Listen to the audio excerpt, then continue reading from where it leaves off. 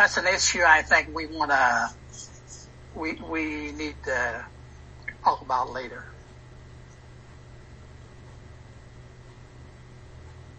Not in open meeting.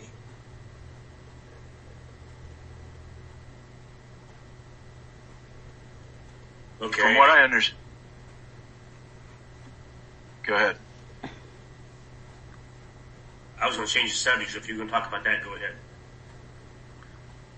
The only thing that I'm not aware of much with the grant writer other than what I saw in email. It's my understanding there's a lot of fact finding going on right now, and we shouldn't be discussing it in an open forum.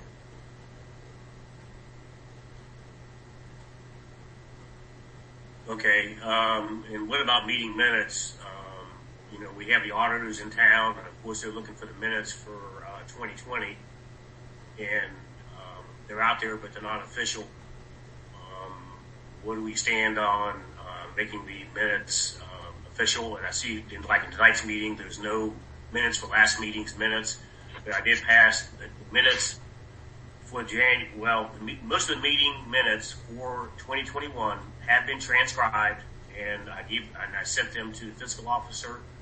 Who do I need? Do I need to send them to Adrian? How do we need to? What kind of process? What's the operating procedure we want to set up once we have the minutes transcribed, so we have them on the agenda?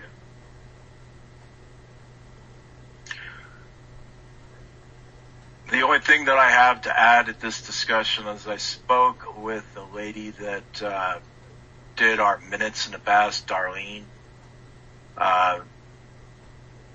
That legal transcriptionist that we've used for a few of our meetings. I'm not comfortable with the Zoom minutes because we don't know the integrity of it. What I'm proposing to solve that issue is the legal transcriptionist. They said that they could review the Zoom minutes for accuracy at approximately $1.50 per page. And then they said it would go a lot quicker. Obviously, it's a lot cheaper because we were paying $3 a page. But if everything checks out, that would be something that helps your cause, Mr. McLaughlin, for pushing the Zoom minutes. But I'm not comfortable moving forward with the whole year worth of minutes as they stand right now. Now, after having a second check on it, if everything's in order, then I'm going to be more warm to the idea of try the automated process for a year and doing that.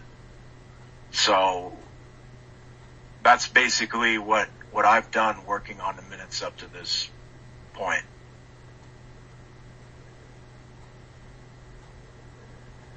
Okay, well, we got to do something, and I still think we ought to do what we did. If I get a second vote, we need to go back to do what everybody else in the state of Ohio does. I know Mr. Wolf said that Clay Township did it, but they don't, and do it word for word. Nobody does it word for word, except for a situation where you have a legal situation or something's going on, you have it word for word. Nobody else does a short time version, an outline of it. And I think we need to go back to doing that. If I get Mr. Mann to agree to that, second that, I'll make a resolution after we do that.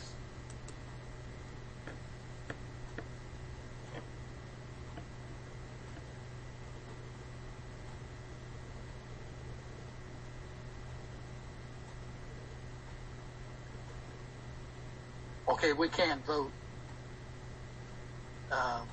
in this meeting. Not asking for a vote. I'm not asking for a vote, just throwing that out there. I'll bring it up again in the regular meeting. We can't vote on it. There's no resolution, but we did decide early last year to go to the outline, the short version of the meeting minutes. It was agreed on. I missed a meeting, and of course, it was pushed through to do word by word.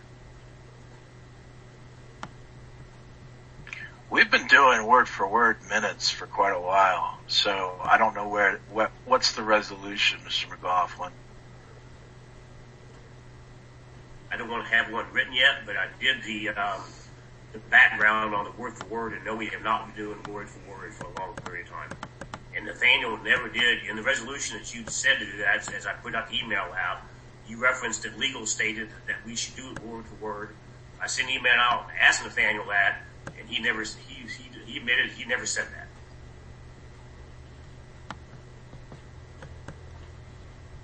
Well, we've got more than one attorney representing us, and they're telling us we need word-for-word minutes, especially with the issue McLaughlin versus Jefferson Township.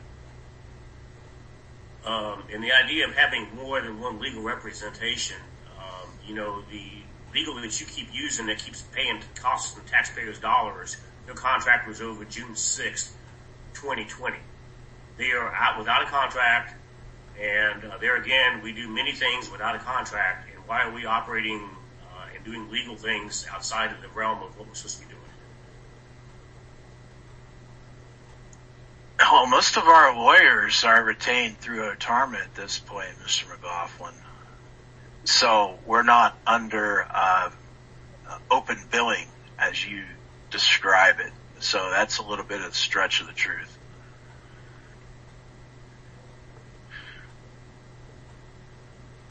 Unmute.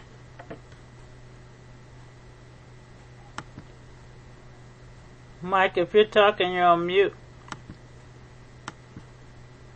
There we go. I'm sorry. The outside, I can get on UAN and look at the total bill we paid outside legal last year, and it's not pennies, it's thousands of dollars. We paid the legal service when the contract was over June 6th.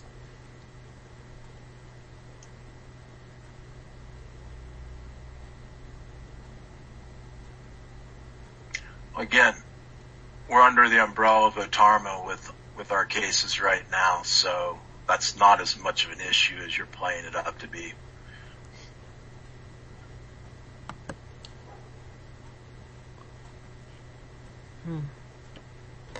Last meeting, Jim, or the meeting before, you said that we were running out of funds with OTARMA, and now we're under the umbrella still?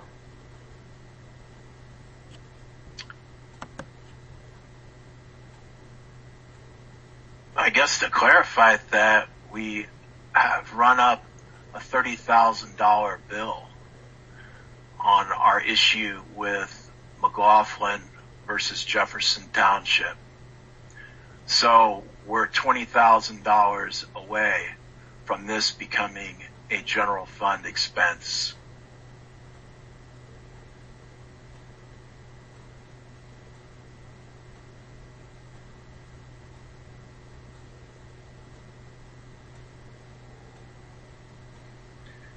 Don't you have more than one case under the insurance payment for legal fees?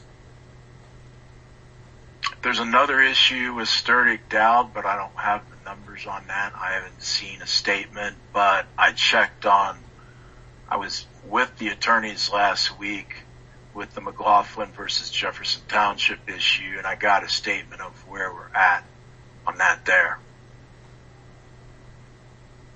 So I don't have that information.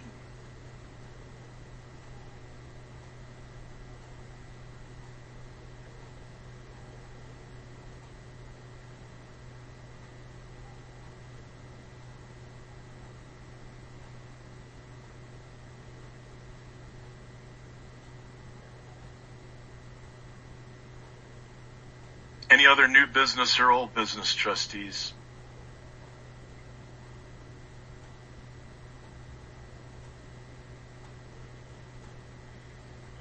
How are we on salt deliveries? We're probably out of snow season, but we got any salt coming in?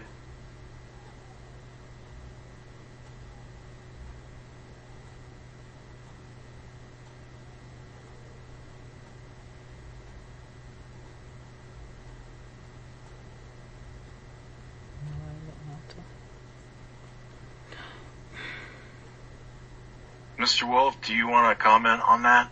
Yes, we have two orders through coming from Cardinal.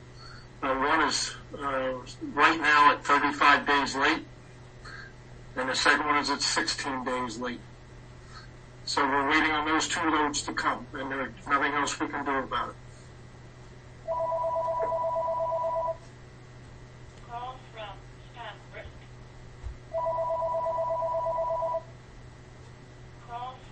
Spam risk.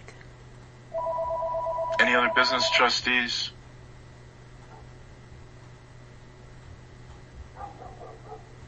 Not me. Mr. Mann? No, I don't have anything.